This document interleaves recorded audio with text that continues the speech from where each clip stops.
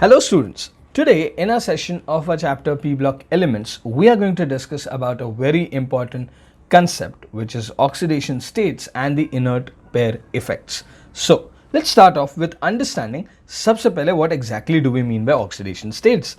Then oxidation state क्या होता है? Oxidation state is simply nothing but the charge which is obtained by either loss of electrons or gain of electrons. Taking a very simple example, अगर हम लोग बात करेंगे sodium, then sodium is positive. Why? Because he loses one electron, है ना. Sodium electronic configuration होता है 2,8,1. यहाँ से अगर एक इलेक्ट्रॉन चला जाए तो this would be sodium with a positive charge. So +1 उसका क्या हो जाएगा? It would be its oxidation state. Further, now we are discussing about oxidation states majorly of group 13. ठीक है, इसमें सबसे पहले what is the outermost electronic configuration?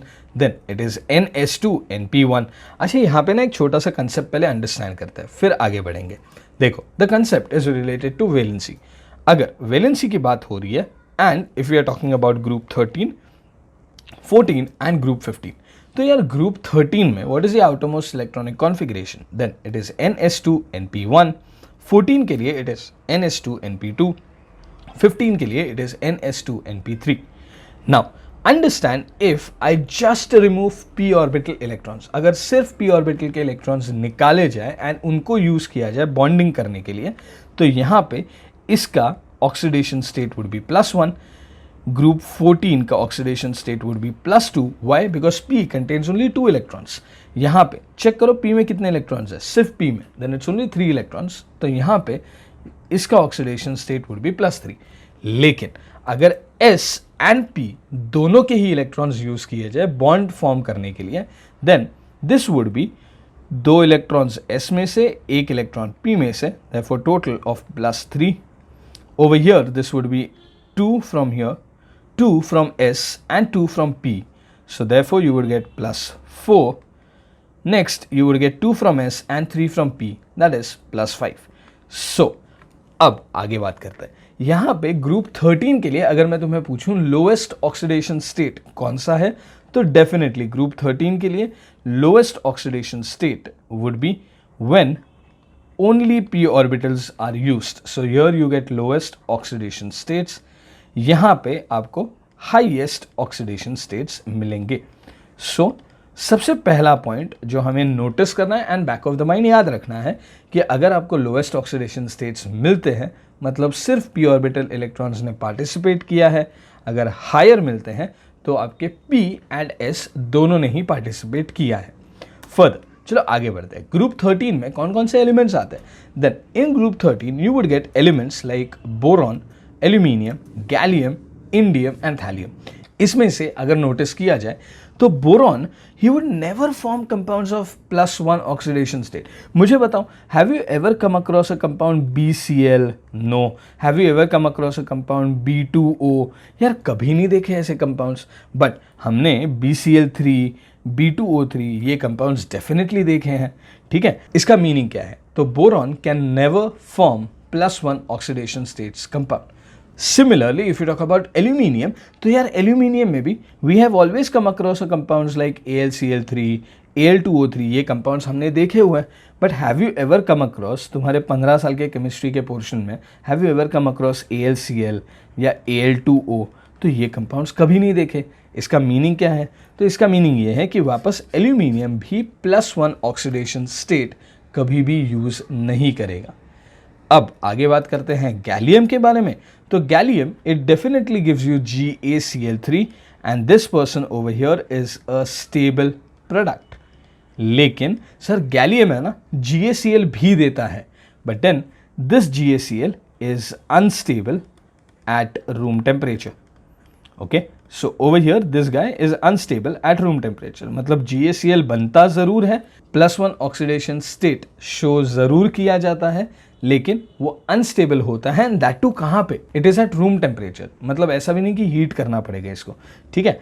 Further अगर बात की जाए इंडियम के बारे में, once again indium gives you InCl3. Again this compound is stable, no doubt about it, but then indium also gives you InCl and please remember InCl is stable at room temperature. Okay, so let's move further. अच्छा, next one, last element कौन सा है यार? तो last element है thallium. Thallium can never show you TlCl3. Thallium ये compound that is TlCl3 कभी भी नहीं बना सकता. Meaning thallium can never show you +3 oxidation states. लेकिन sir thallium can definitely show you much more stable compounds of TlCl और TlF. अच्छा, यहाँ पे कौन सा ऑक्सीडेशन स्टेट यूज हो रहा है? तो ऑब्वियसली +1 यूज हो रहा है. अच्छा, एक चीज नोटिस करो, I just give you a very small hypothetical example. Please remember this is hypothetical example, so हम लोग समझ पाए. देखो, अगर हम लोग बात करते हैं GaCl and I am saying that this compound GaCl breaks at 24 degrees Celsius, which is the room temperature. Similarly, if we are talking about InCl and I'm saying this compound break होता है definitely, but it breaks at 50 degree Celsius. मतलब थोड़ा सा heat करना पड़ेगा, तो यार room temperature पे तो स्टेबल है ये, है ना.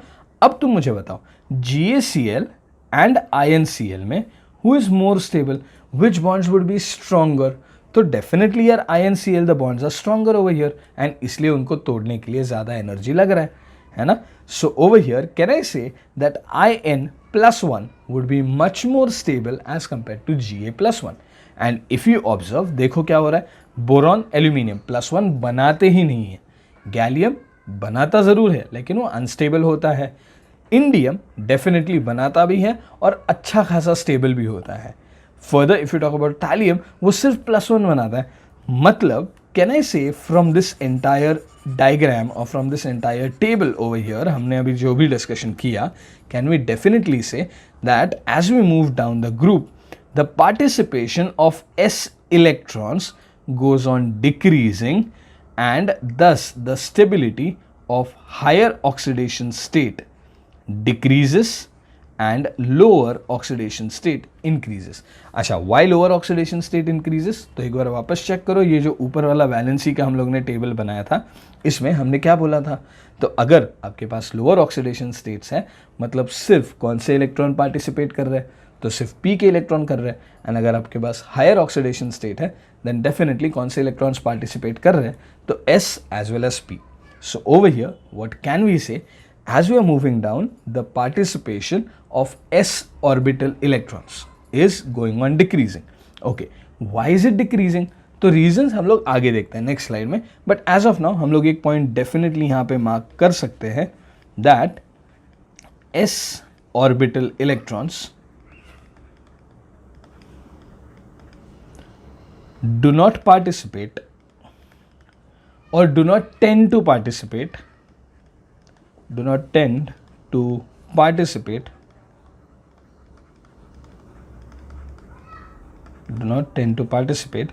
in bonding down the group. Okay, we are talking about down the group, we are not talking about above the group or moving in between the group when we move down the group. ठीक है, चलो अब आगे देखते हैं इनके reasons क्या क्या है. यहाँ तक क्लियर है, no problem with this. 2 points हम लोग ने डिस्कस किए. 2 points are, very first, moving down the group, stability of +1 goes on increasing. अच्छा, +1 क्या है? तो lower oxidation state है group 13 के लिए. And the stability of higher oxidation state, that is +3, goes on decreasing. Perfect. लेकिन higher oxidation state कब मिलता है? जब S and P दोनों participate करते हैं. lower oxidation state कब मिलते हैं? जब सिर्फ P orbitals participate करते हैं. ठीक है. सो ओवर हियर हमने एक और पॉइंट ऐड कर दिया है that as we move down the group, the participation of s orbital electron goes on decreasing. We are not saying that they won't participate at all, but definitely decrease जरूर हो रहा है. ठीक है, चलो आगे देखते हैं. यार what is the reason for this variable stabilities? Let's see, there are basically 3 reasons. सबसे पहला रीजन कौन सा है? तो very high energy requirement to unpair the s orbital electrons. अब एक चीज इंपॉर्टेंट है, नोटिस करना. When we move down from boron towards aluminium, from aluminium towards gallium, from gallium towards indium and from indium towards thallium, what is going to happen?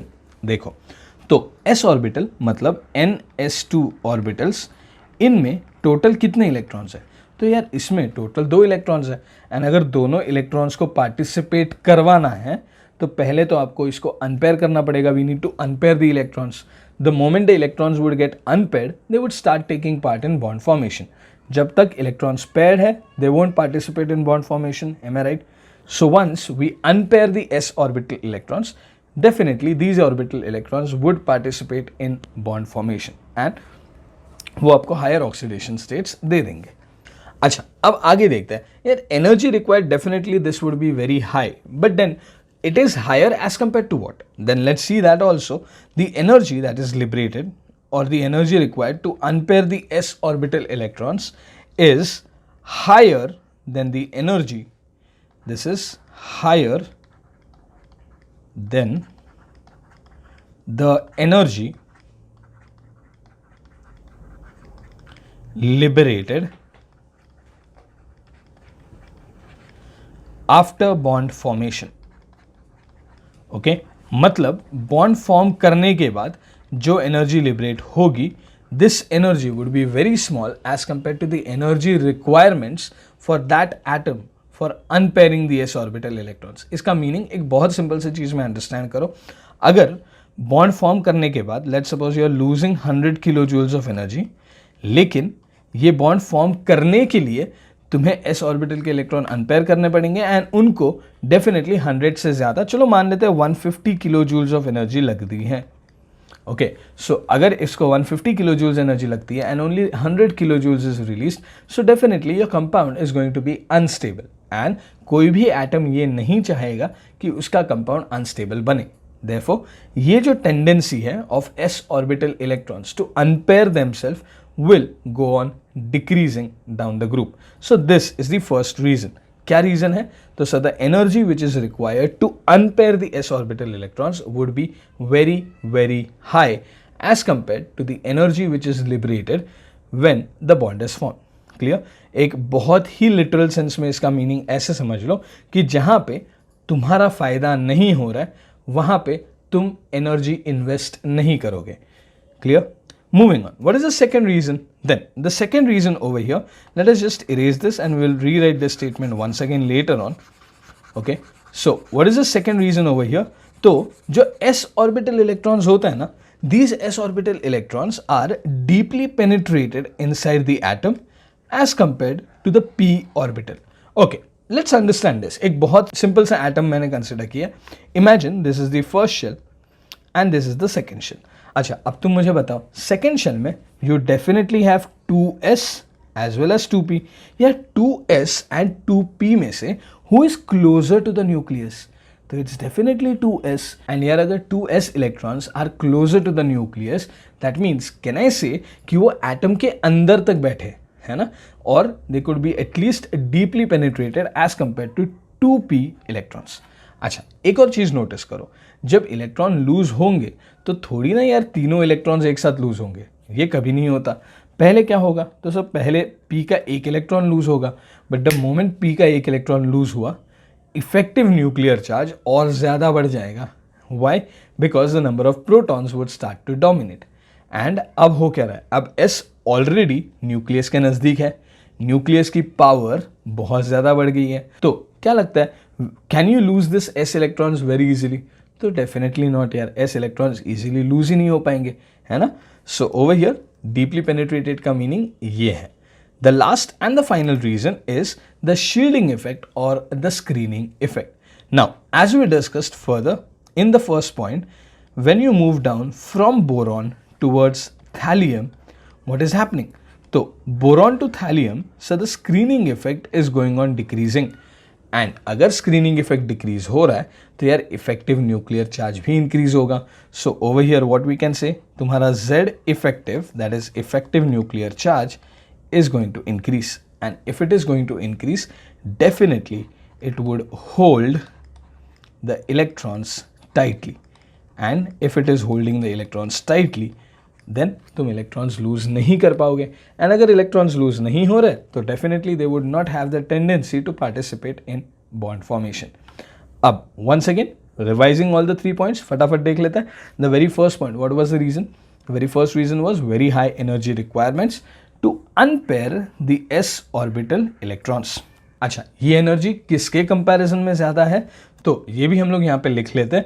Then this energy, that is the first point, the energy which is required to unpair s electrons is very high as compared to the energy lost in bond formation. Okay, so if the energy lost in bond formation is very small and energy required to unpair the electron is very high, तो definitely यार अनपेयरिंग का process easily नहीं हो पाएगा. Therefore s orbitals cannot participate in bond formation. Further, second point जो था sir, s orbital electrons are much more closer to the nucleus as compared to the p orbital electrons. That means they are deeply penetrated inside the atom. Last point, shielding effect or screening effect. As we move down from boron towards thallium, so the Z effective increases, shielding effect goes on decreasing, and therefore the electrons are held much more tightly by the nucleus as compared to a non-shielded atom. Okay, so these were the three reasons for what? For non-participation of s orbital electrons. And इसी phenomena को, please remember this same phenomena where your s orbital electrons,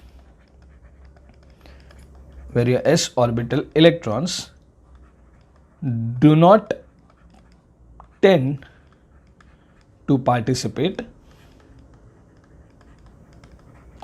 This phenomena is referred as inert-pair effect. Now, why are we saying this as inert-pair effect? यार सबसे पहले inert का meaning क्या होता है? Then the word inert means these species or these elements are not going to react with anybody. So over here when you say your ns2 electrons are not participating, that means can I say they are becoming inert? Absolutely right. Okay, but then s में कितने electrons है? तो यार s में 2 electrons है, and therefore can I say this pair of electrons are becoming inert, and thus the effect is known as inert pair effect. एक और point बहुत बहुत बहुत ज़्यादा important, inert pair effect is just the explanation. It's not the reason why the stability of higher oxidation state goes on decreasing and the stability of lower oxidation state goes on increasing. इस बारे में ध्यान रखना. Once again, inert pair effect तुम्हें ये नहीं बताता कि ये सब कुछ क्यों हो रहा है, तुम्हें वो बस ये बता रहा है कि ये कैसे हो रहा है. That's it. Nothing more than that. It's just the explanation, not the reason. अगर एग्जाम में पूछा जाता है कि what is the reason for higher oxidation state stability to decrease down the group and lower oxidation stability to increase down the group, your reasons are these three which are written down over here. First is energy, second one is deep penetration of S, third one is shielding or screening effect. Okay, चलो आगे देखते हैं. Let's understand inert pair effect in slightly more detail. Okay, सबसे पहले what is the point that we need to remember? Inert pair effect, it is the description of the phenomena and not the reason. That's one of the most important point जो हमें याद रखना पड़ेगा. Secondly, how would you define inert pair effect? तो देखो यार, inert pair effect could be said as the ability or tendency of s orbital electrons not to participate in bond formation is referred as inert pair effect. Further, एक और चीज़, let's understand in much more detail, but for that हम लोग वो जो table last slide में किया था ना, हम लोग इसको थोड़ा सा once again बना देते हैं. Now, once again, valency of group 13, if only p orbital electrons are used, then the valency would become +1. यहाँ पे वैलेंसी +3 हो जाएगी. अच्छा, यहाँ पे वैलेंसी क्या हो जाएगी? तो ग्रुप 14 के लिए the valency would come out to be +2. Over here this would come out to be +4. Over here you would get +3 and you would get +5. अच्छा, अब आगे देखते हैं. Now if you talk about P block elements, and हम लोग सिर्फ group 13, 14 and 15 के बारे में बात कर रहे हैं. सो अगर ग्रुप 13, 14 एंड 15 के बारे में बात की जाए तो सबसे पहला क्वेश्चन ये आता है कि ग्रुप 13, 14 एंड 15 में एलिमेंट्स कौन कौन से आते हैं. सो चलो देख लेते हैं कौन कौन से एलिमेंट्स आते हैं यहाँ पे. So let's see. अच्छा, सबसे पहले ग्रुप 13 में कौन से आते हैं? तो ग्रुप 13 में you would come across boron, aluminium, gallium, indium and thallium. Further, if you talk about group 14, तो group 14 में कौन कौन से एलिमेंट्स आते हैं? You would come across carbon, silicon, germanium, then tin and lead over here. And finally, group 15 comes in with nitrogen, phosphorus, arsenic, antimony and bismuth. अच्छा, अब ना एक चीज नोटिस करो, देखो boron, aluminium, gallium, indium and thallium, do they belong to the second, third, fourth, fifth and sixth period respectively? हाँ बिल्कुल. अच्छा, एक और पॉइंट जो हमें अंडरस्टैंड करना पड़ेगा, देखो ध्यान से ओवर हियर ना, इफ यू नोटिस, तो बिफोर फिलिंग थैलियम, ओके, हमने ऑलरेडी लैंथेनाइड्स फिल कर रखे हैं.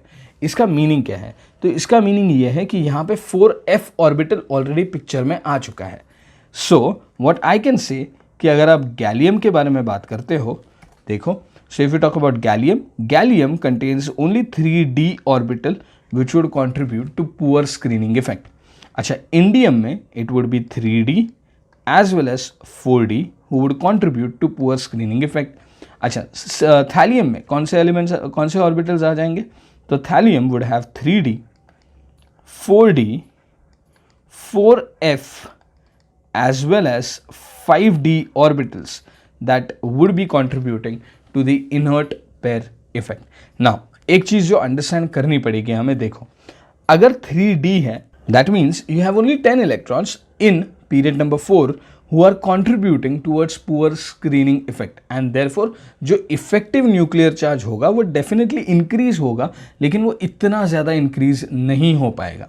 ठीक है, लेकिन अगर बात की जाए फिफ्थ पीरियड की, that is for indium if I say, then indium में 3d के 10 electrons and 4d के 10 electrons, मतलब total 20 electrons are contributing to poor screening effect. अब अगर पुअर स्क्रीनिंग इफेक्ट के लिए 20 इलेक्ट्रॉन्स कंट्रीब्यूट कर रहे हैं, तो उतने प्रोपोर्शन में इसका इफेक्टिव न्यूक्लियर चार्ज इंक्रीज होगा. एंड अगर इफेक्टिव न्यूक्लियर चार्ज इंक्रीज हो रहा है, तो डेफिनेटली व्हाट वुड हैपन, तो the tendency of losing electrons would decrease. इसका मीनिंग वो +3 ऑक्सीडेशन स्टेट नहीं शो कर पाएगा इजीली. कौन सा कर पाएगा? +1. अच्छा, सिमिलरली अगर बात की जाए पीरियड नंबर 6 की, थैलियम के लिए, then what we need to remember, देखो, थैलियम में 3d 10 electrons, 4d 10 electrons, 5d 10 electrons, मतलब total 30, and 4f 14 electrons. So total number of electrons will be 44 electrons that are contributing to poor screening effect. अब पहले था 10, 20, numbers comparable थे, बहुत कम difference था, 10 electrons का डिफरेंस था, लेकिन 20 से सीधा 44 चला गया. What would happen now? तो the effective nuclear charge would increase greatly, बहुत ज़्यादा डोमिनेंट हो जाएगा. व्हाई? सो बिकॉज 44 इलेक्ट्रॉन्स ऐसे हैं जो कि पुअर स्क्रीनिंग इफेक्ट को कंट्रीब्यूट कर रहे हैं. And because of that what would happen is you would definitely get a huge amount of effective nuclear charge. तो थैलियम 3 इलेक्ट्रॉन कभी लूज ही नहीं कर पाएगा. वो हमेशा कितने इलेक्ट्रॉन लूज करेगा? वो सिर्फ 1 इलेक्ट्रॉन लूज करके खुश रहेगा. Over here what we need to remember कि although the +1 stability is going on increasing, that is the stability of lower oxidation state is going on increasing from boron to thallium. मैं सिर्फ boron and thallium के बारे में फिलहाल बात कर रहा हूँ. Then it increases definitely, but it would never exceed the stability for higher oxidation states except for the 6th period. Meaning, अगर एक बहुत सिंपल सा एग्जाम्पल लिया जाए, if I'm asking you Ga+1 and Ga+3, who will be more stable, then it's definitely Ga+3 that would be more stable. अच्छा, एक और example देख लेते हैं. अगर हमको पूछा जाए In+1 and Indium+3, who is more stable? Again, Indium+3 would be more stable. So भले ही तुम्हारा stability of lower oxidation state down the group increase हो रहा है, but it would never overpower the stability of higher oxidation states. लेकिन अगर हम period 6th के बारे में बात करें, जिसमें बहुत ज़्यादा इलेक्ट्रॉन्स हैं which are contributing to poor screening effect, तो थैलियम के लिए अगर बात की जाए Tl+1 एंड Tl+3 में से who will be more stable? then it's definitely Tl plus 1 that would be much more stable than Tl plus 3. अच्छा, एक और चीज़ अंडरस्टैंड करते हैं यहाँ पे. अगर हम पीरियड के बारे में बात कर रहे हैं and if I give you Tl plus 1, then if I give you indium plus 1, then if I give you gallium plus 1, and if I give you aluminium plus 1. अब मुझे बताओ इसमें से सबसे ज़्यादा प्लस 1 का स्टेबिलिटी कहाँ होगा. देन हमने ये पढ़ा है कि as we move down the group the stability of lower oxidation state goes on increasing. तो यार सबसे ज़्यादा लोएस्ट ऑक्सीडेशन स्टेट कौन सा स्टेबल होगा. It's definitely thallium greater than indium greater than gallium greater than aluminium. Okay, इसको हम लोग याद रखेंगे. बट अगर बात की जाए हायर ऑक्सीडेशन स्टेट्स की, तो डेफिनेटली हायर ऑक्सीडेशन स्टेट्स हमेशा ज़्यादा स्टेबल होंगे, except for which elements. Let's write it down over here. Except for thallium, lead and bismuth. इन तीनों में lower oxidation states would be always stable than higher oxidation states. अच्छा, इसके ऊपर question कैसे आते हैं, तो काफ़ी सिंपल क्वेश्चंस है. Let's see. Okay, so let's suppose I give you an example. Ga plus 3, In plus 3 and Tl plus 3. Okay, and now I'm asking you, out of these three ions, which ion would be acting like a very strong oxidizing agent. तो यार देखते हैं क्या होगा इसमें. ठीक है, देखो. First of all if you talk about thallium, thallium plus 3, is it stable या अनस्टेबल. तो यार ये तो डेफिनेटली अनस्टेबल होगा. And therefore what will thallium plus 3 try to do. So he would immediately try to convert into thallium plus 1. एंड अगर ये thallium plus 1 में कन्वर्ट हो रहा है, मतलब इज ही गेनिंग इलेक्ट्रॉन्स. तो यार हाँ, बिल्कुल he is gaining electrons. And if he is gaining electron, that means is it undergoing a process of reduction? Yes, absolutely right. But then if he is undergoing a process of reduction, can I say this guy is acting like an oxidizing agent? हाँ बिल्कुल. तो over here who would be the strongest oxidizing agent? मतलब कौन सबसे easily reduction के लिए जाएगा? It's definitely thallium, then it would be indium and then it would be gallium. बस इसी तरीके के क्वेश्चंस हमें एग्जाम में पूछे जाएंगे, nothing more than that. ठीक है. So with this guys, we finish our discussion with the oxidation states and the inert pair effect. Hope you have understood the topic. Thank you and happy learning.